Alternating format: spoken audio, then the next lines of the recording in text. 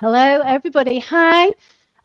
Big welcome to this month's LinkedIn Love-In, where we're shining a light on the world's leading B2B social media platform, that is LinkedIn. Now, actually, interestingly, today we're talking websites and how to turn them into your most effective salesperson. And of course, you might be going, well, Judy, what does that have to do with LinkedIn? Well, one of the things that I always say is that LinkedIn is a website. And, often that's a light bulb for people because it gives them a way of knowing how best to approach LinkedIn. See LinkedIn as another website, a free online presence for your business. And because we think of it like that, we all know what websites are and how they work. So if we think of LinkedIn as a website, how then can we also use it as an effective salesperson? Which is what the lovely Samantha Stones is joining me today to talk all about. So hi and welcome, Sam. Hi, Judy. Thank you for the invite. I love getting any tips that will help us make predictable sales. It's always good for me. So fantastic. Just let me introduce you, Sam, just so that people know who you are. So you are a strategic web designer who combines proven sales strategies with cutting edge web design to transform websites into a predictable sales engine. Hurrah! And then, yeah. And for those of you who are actually new to these Love-Ins and wondering what the heck they are short, bite-sized LinkedIn learnings over lunch. And every month I'm joined by a guest expert who shares their expertise on subjects to help support our LinkedIn activity and results. So if you have any questions, I do like to make them as interactive as possible. So please put your comments, please put your questions in the comments box, because we'll be able to highlight those and we can talk about those as we go across. If we don't get to them in the session, we'll be able to answer them afterwards. So that's enough about me wittering on. Let's jump over and let's get started. Now, the first thing I wanted to talk, Sam, is that, I talk to a lot of people who start out in business and they think, oh, I need a website. I need to get a website. First thing they do. And it's one of those things that they think that if they build it, it will come. So they have a website and they just sit back and wait for the sales to come in. Unfortunately, that doesn't happen, does it, in life? It doesn't, and it's. I think lead generation and marketing is one of the most frustrating things in business, and it's true when you launch a website. Businesses owners, they're scared of putting it live because it's not quite right, because they think 1,000 people are going to come and see it, and sadly it's not the case. And the reason being is because you need to build your brand authority of your website, and it's your domain authority that search engines see. And when you first launch a website, or if it's a redesign, it's not necessarily built on a brand, on a sales strategy. So your sales foundations aren't there. So the website's designed to look good and to attract people, but then it's layering up. You've got to have the conversion strategy there as well. How are people going to come into your world, and how are you going to convert them into that first conversation? And only 2%, they say, the statistics that land on your website are actually ready to make that very first inquiry. So if only 2% of your visitors aren't ready to even contact you, what are you doing for the other 98% to keep them in your world and keep them remembering you? And that's where things like downloads and lead generation and opt-ins and email marketing then really kickstart. So people need to be seeing you and in your world for, they actually say, 11 hours of your content, or those 11 touch points before they're ready to work with you. And I just want to quickly introduce a concept that if we can just share this presentation, Judy. And I was just to say, Sam, I 100% agree with that, because it's the same with LinkedIn. You've got to get eyeballs and people seeing you, and so I'm loving how actually the principles are so similar. Whether it's website or LinkedIn, it's the principles that are the same, isn't it?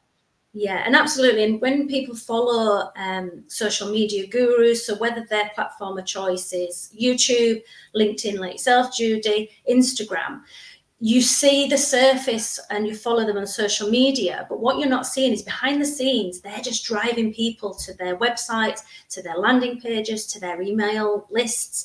And they're then actually, the sales are happening behind the scenes in the DMs and and from keeping in touch with people by email as well, and making those really personal communications.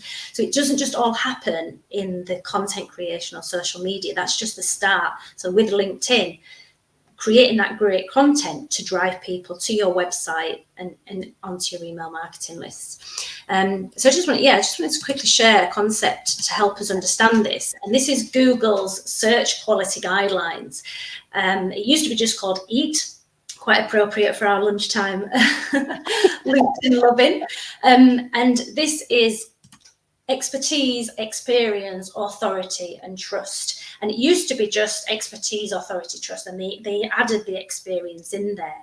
And I'm not introducing this today so that you build your website or put your content on LinkedIn with the search engines in mind.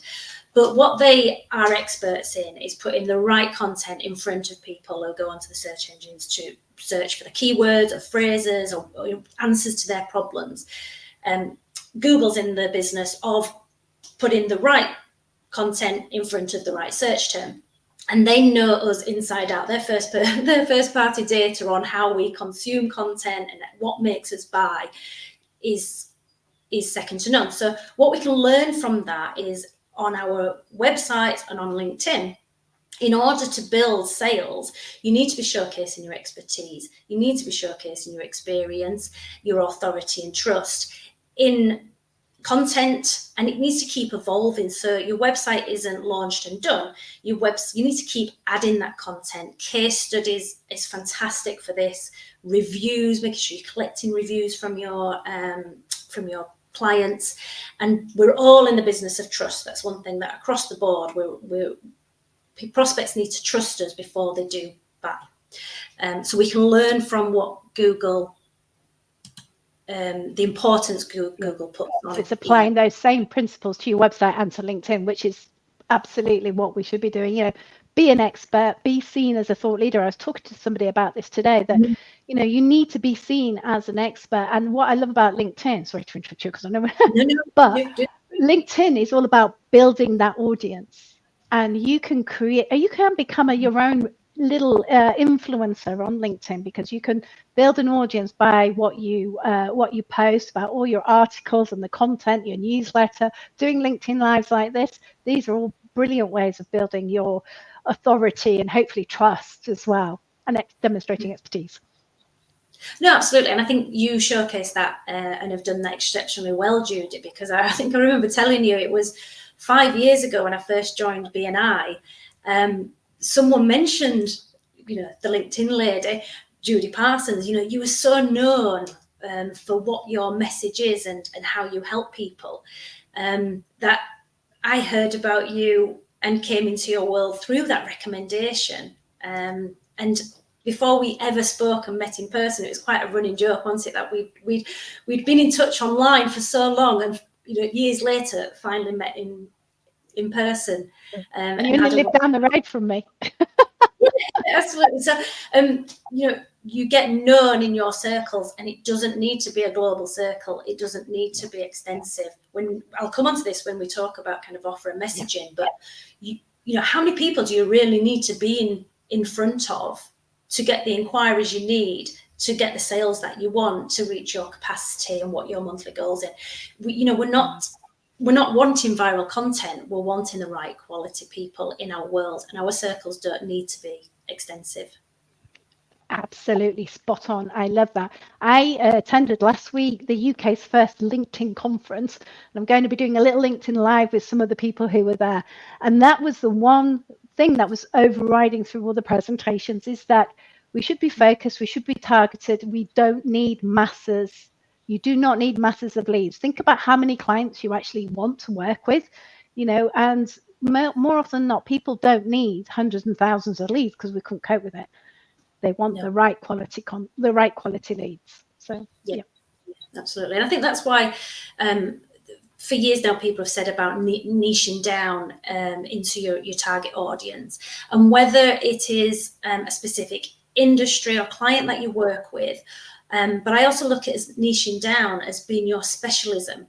So what is it that you talk about? What's your message? You can really niche down. So for me, it's generating sales through your website, and a fresh approach to web design that really connects and creates a sales system from your sales strategy and your website, and seeing them as as one thing. They rely on each other.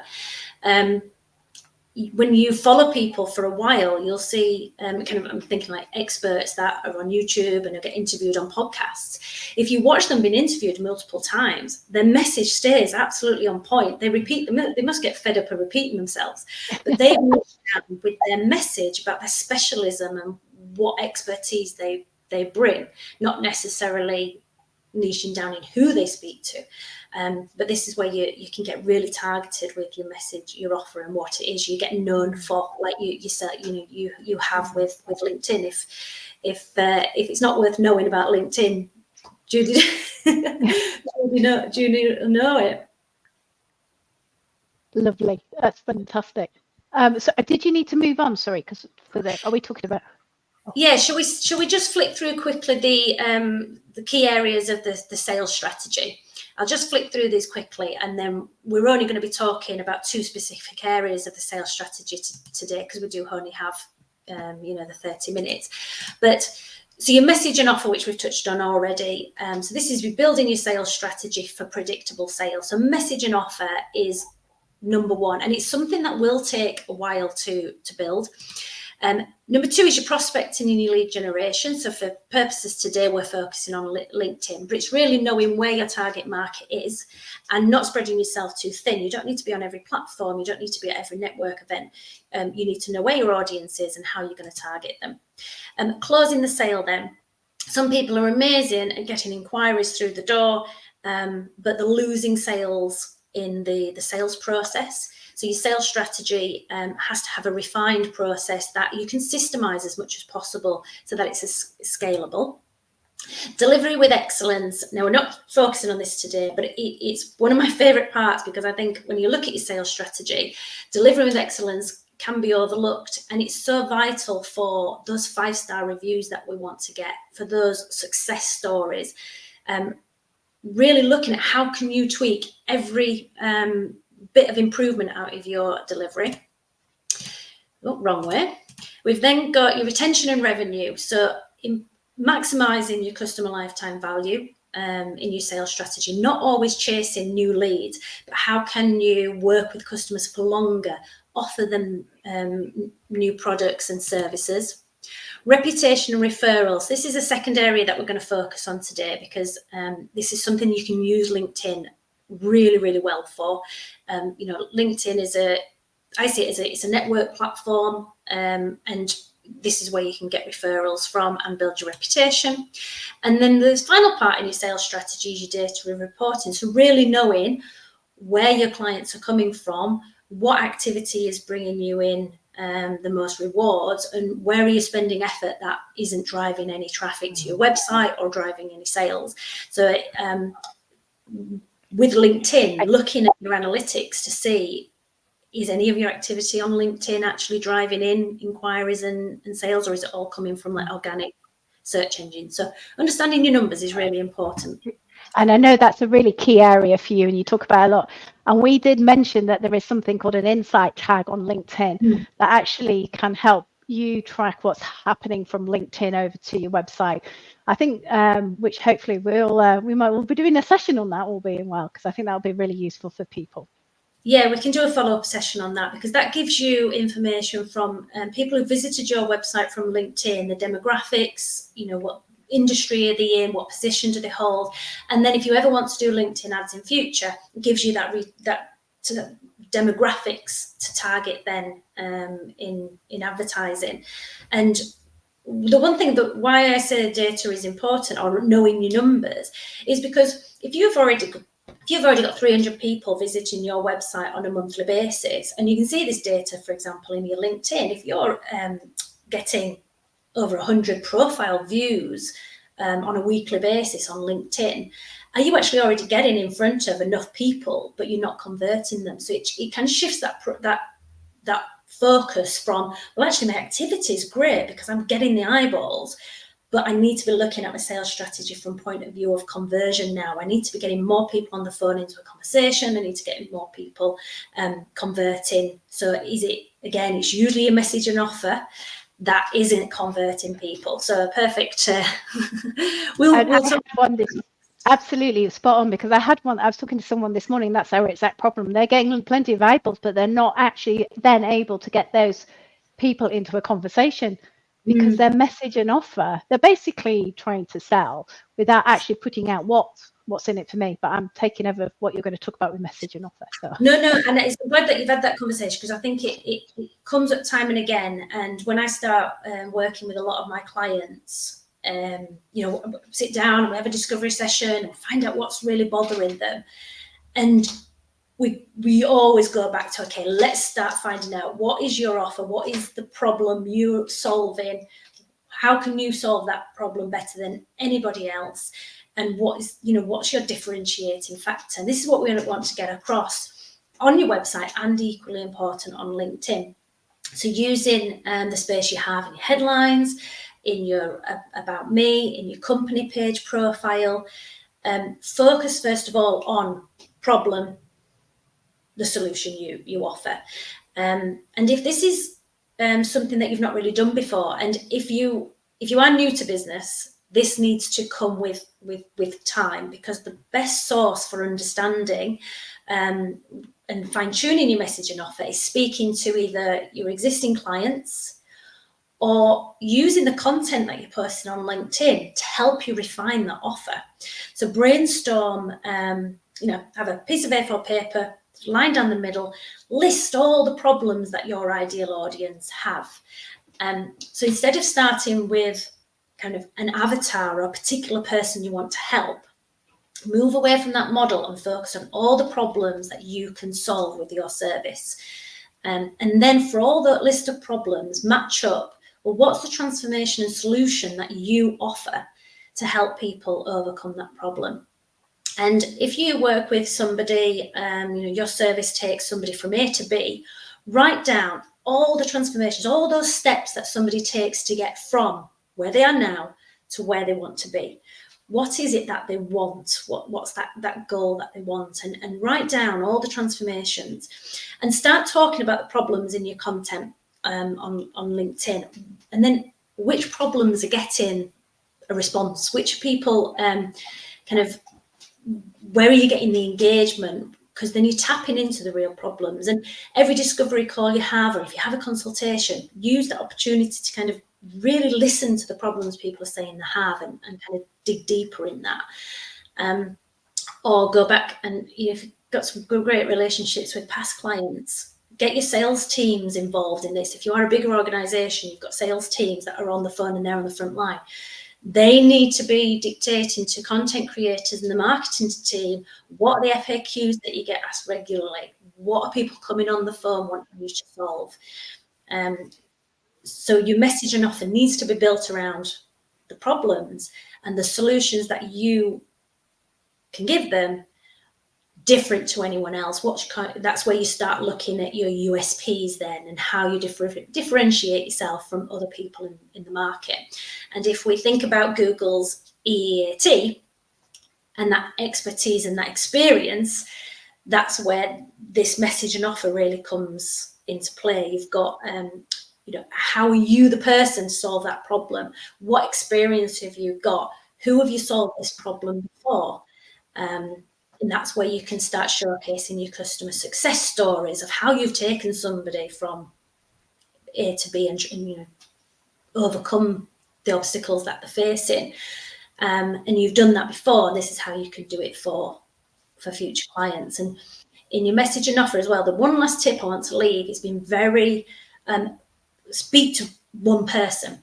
So you'll hear this in your messaging, but it's you. Make sure you use you and speak to that one person on your website and in your LinkedIn profile, not about you help clients do this or you help this particular industry. Make sure you're speaking and being very personable in your messaging and your offer.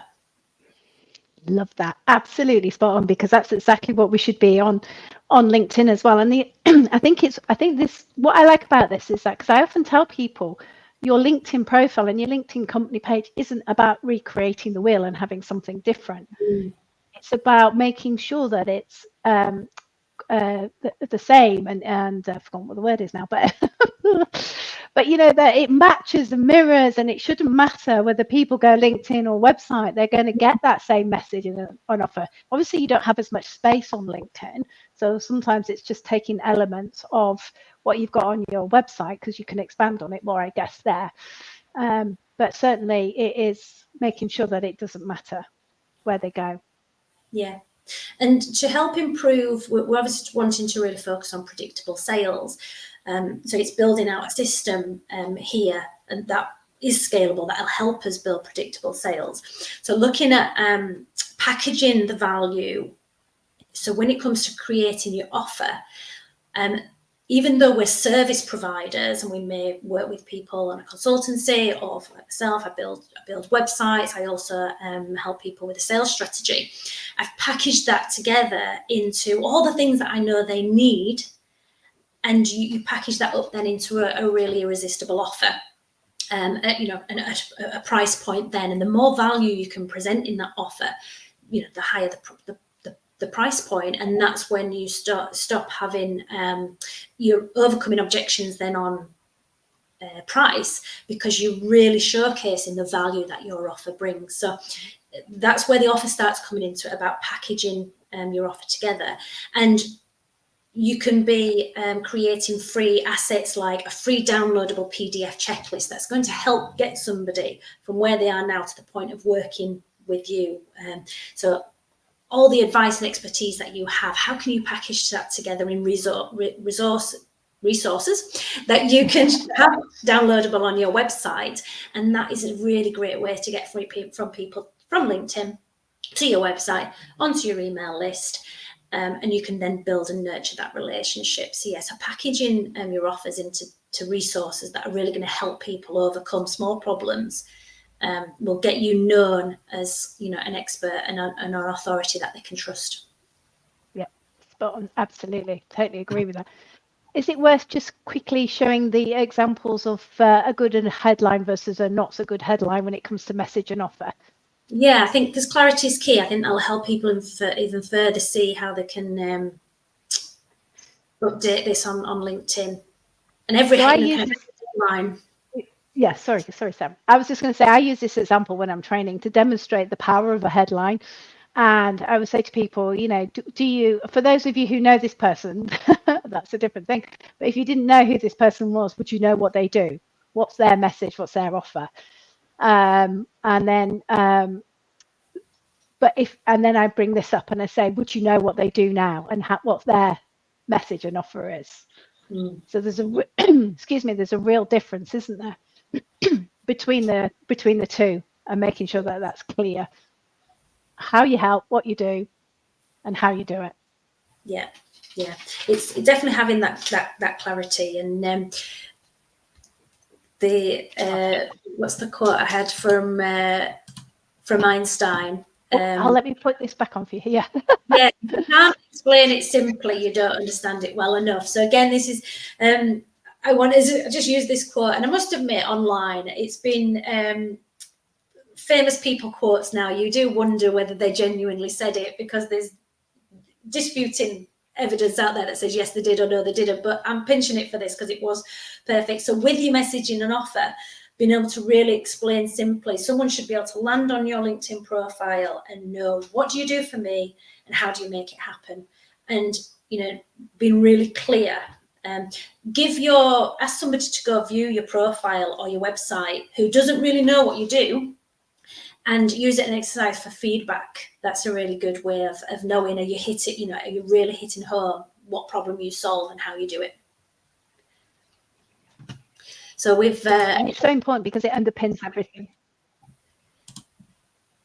Yeah, no, absolutely. I'll quickly move on to reputation and referrals, because we are the 30 minutes goes so fast, Judy. But why we picked this when we did our planning session, and we picked this from the sales strategy, is because, again, this is perfect content for you to be putting out across LinkedIn. And this is when we again go back to what does Google recommend for you to build your audience and generate sales. It's building your authority and your trust. And we do that through our reputation management and our referrals. So does your audience on LinkedIn know how to refer you? So again, the clearer we are in our message and offer, and who's ideal referral partners. So it's not always connecting on LinkedIn with your clients. You can identify ideal referral partners on LinkedIn. And I think a lot of my business and relationships on LinkedIn come from referrals of people I've connected with LinkedIn who get to know me and what I do. So being really clear for your referral contacts of how they can refer you. But then with your reputation, ask people for those LinkedIn recommendations on your profiles. They're really, really powerful. And reviews as well then. So Google reviews, putting testimonials on your website. Having a process in your sales strategy that when you've worked with somebody, right through that relationship, be thinking about how this can be a case study. And that makes it so much easier at the end, rather than thinking after the fact, okay, now I need to do a case study. Be building it as you're working together from the point of view, what's the challenge that you first started working together on? How did you solve that problem? And what's the successful results? Showcase those case studies. This is what, for your website to be ranking higher on Google and for you to be attracting more organic traffic, your search engines want to see that proof of your expertise and that reputation. But also on LinkedIn, people want to see that you've solved this problem for somebody else and that you can also do it for them. They find that content very relatable. So referrals, so your reputation, your reviews, using that in your content as well. So testimonials and reviews it's sometimes we don't like blowing our own trumpet, but get it out there in the content when you've received an email from a client with a massive, how you've changed the life, or that you've made such a difference. Turn that into a quick graphic and get that out in your content, and be proud to share that, because people use your customer success stories to raise your reputation. And I think this happens. So if you think about it, if you're looking to work with, this is something I do. If I'm looking to work with someone, I go onto their LinkedIn and I will have a look at their recommendations, because I want to see what other people are saying about them. And on your recommendations on LinkedIn have to be given by a person. You could be a little cynical with websites, because you could just make somebody up and put a lovely recommendation on there. I'm just saying that. But on LinkedIn, it has to be a real person, and they have to go on there. So I do like to go on and have a look. So, because as you said, people buy from people that they know, like, and trust, don't they? So one of the things that they will do, you've done your content, they understand what you do. You've got to get them through that sales process, that funnel from, awareness through to, yes, top of the list, I'm going to buy from you. The referrals and the reputation that you've got then helps them just to tip them over the line, doesn't it? And go, yep, that sounds just exactly what I need. Yeah, I think it's absolutely essential that you do have those recommendations and those testimonials. It's there. It's building your authority. And most importantly, it's building that trust. And it is a conversion tool.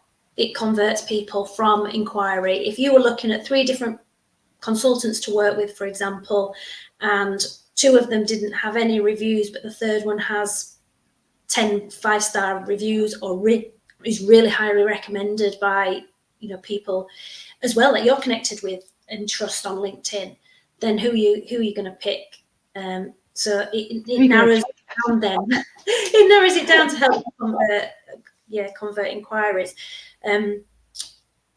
But quickly, just to add, you're right about kind of Google reviews. Anybody can leave a Google review, and it's same with like Trustpilot and the other kind of open source. Recently, I had a chat with a company called Trustist, and they collect recommendations from LinkedIn, kind of Google reviews, and they collect all the reviews from across the website and help you showcase them online, but it's also closed source. So not anybody can just leave a review with Trustist.